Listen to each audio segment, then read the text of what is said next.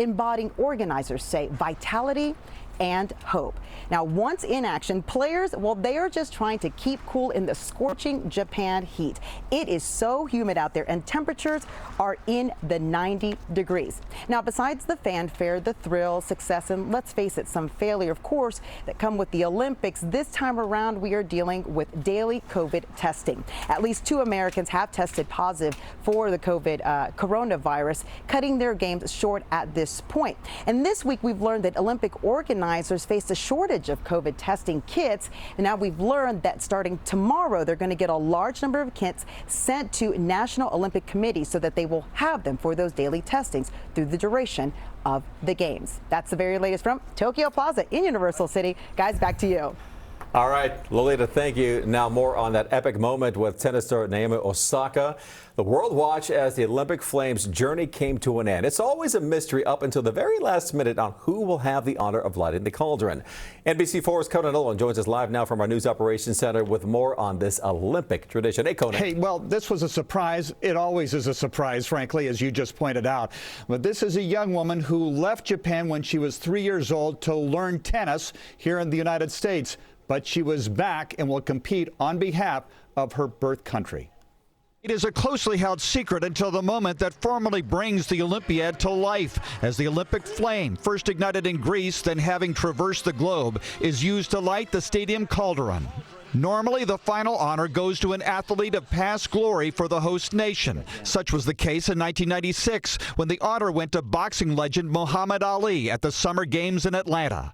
But this time, in Tokyo, Japan, it was not a person of age or of the past, but one of youth and of the present. The honor going to 23-year-old Naomi Osaka, the international tennis star, sporting fashionable red braids for the occasion, carrying the torch on its last leg, and then igniting the stadium fire that will burn for the next 2 weeks. On Twitter, she called it undoubtedly the greatest athletic achievement and honor I will ever have in my life. Osaka is believed to be the richest female athlete in the world. A 4-time Grand Slam tennis singles champion, she relinquished her American citizenship, she was raised in the U.S., in order to compete for Japan, the nation of her birth.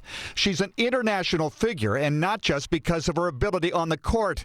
A vocal supporter of the Black Lives Matter movement, she also professed support for those suffering from depression after she abruptly bowed out of the French Open, having been fined $15,000 for not attending a post-match press conference. Osaka later saying that such news gatherings caused her anxiety and that she had suffered from bouts of depression for years. Now returning, not just to compete, but to honor the land of her birth, her sport, and the intersection of the Olympics and the community of nations it seeks to celebrate.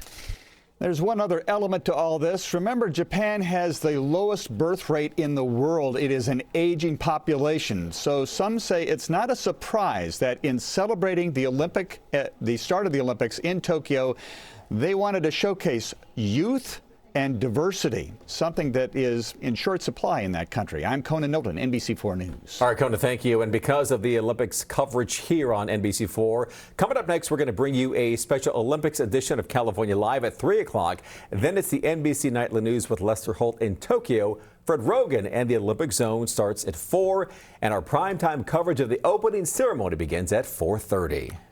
Well, now to the coronavirus pandemic here. We are monitoring the continuing climb in cases, which health officials are citing as a motivation to get vaccinated. The European Medicines Agency is now recommending clearing the Moderna vaccine for children between the ages of 12 and 17. Meanwhile, Pasadena's mayor is asking other Southern California cities and counties to follow its lead and require all employees to be vaccinated.